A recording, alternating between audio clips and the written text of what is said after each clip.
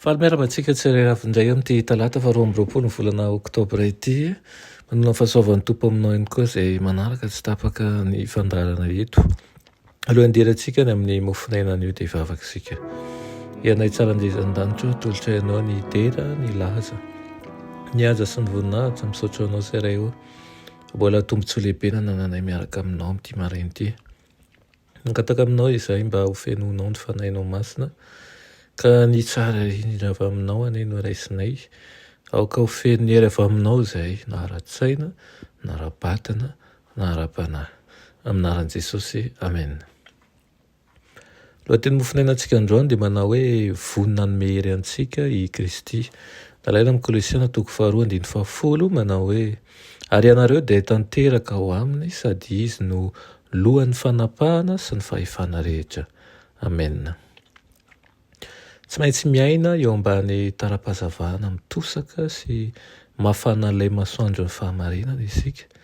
Tsy misy afa-tsy ny fitiavana be fangorahana sy ny fahasoavany ary ny herin'ny tsotoa no ahafahantsika miady amin'ilay fahavalo izay tsy mifaditsovana sy mampilefitra ihany koa ny fon'olombelona be fanoherana. Inona no herintsika? Ny fifaliana ao amin'ny Tompo. Aoka hamen'ny fotsika ny afo mandevo ny fitiavan'i Kristy dia halemy fanahy sy handefitra isika. Ho vonona indray ny hery izay nomanino antsika.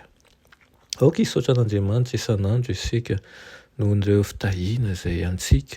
Raha manetry tenana tian'Andriamanitra ny olombelona ka mahatsapa fa tsy mety tokoa ny mikolokolo toe-tsaina miavona tsy mila fanampiana ary mahita fa tsy manan-kerina kely aza izy hanao ny asa tokony atao fanadiovana ny fanahiny ka tsy mihevitena ho marina velively dia ataon'i Kristy tomboka vatsa eo amin'ny fanahiny ny endriny. Tsy mba ataon'i Kristy tsy rambina ny asa apetraka eo an-tanany. Ataon'ny tsapany mpianany mahafatra-po ny faharatsiana sy ny fahalotoan'ny fo noho ny fahotany ary ny fahasambaran'ny fo izay hiasany ihany koa. Izay mibebaka marina dia mahafantatra fa tsy misy ilana azy ny fanandratan-tena. Rehefa mampitaha ny fahalemeny tenany amin'ny toetra tonga lafatry ny mpamondry izy dia hivoaka ombavany manao hoe tsy manan-javatsoa azo atolotra ahako fa ny azo fijalianao no amikerako. Ilaza tahaka ny Isaia ihany koa izy manao hoe Jehovah manorina fiadanana ho anay ianao fa ny asany rehetra dia tanterahanao anay. Jehovah Andriamanitra io. Tsy ianao irery nefa nampanompo anay fa tompo hafako nefa ianao irery ihany no azahoanay mankalaza ny anaranao.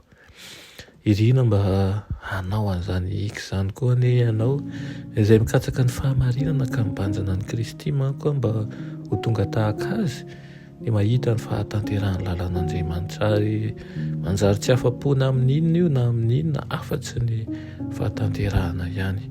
Afenao amin'ny fiainan'i Kristy ny fiainany ka hitany fa miseho amin'ny toetran'i Kristy ny fahamasinany lalàna koa ampitomboina hatrany ny ezaka mba ho tahaka azy. Aoka hivonona hiady amin'ny fotoana rehetra isika satria hitan'ilay mpakafanahy fa very ny ray amin'ny olony. Hitan'ilay mpakafanahy ihany koa fa efa an'Andriamanitra isika, efa natsony zanany ary efa nomeny lova ihany koa any an-danitra. Aoka isika tondra tena toy ny zanaky ny mpandova sahady ary atsapa fa efa navotan'Andriamanitra ny amin'ny ratsy rehetra. Amen.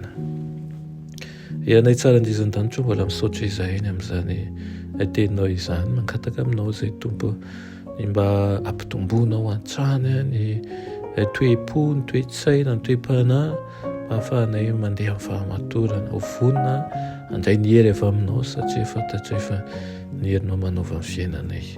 Anaran'i Jesosy, amen.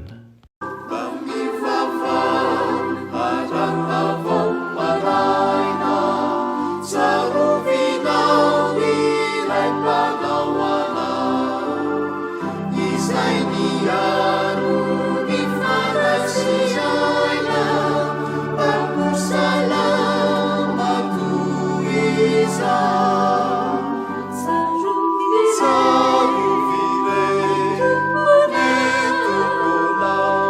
miaina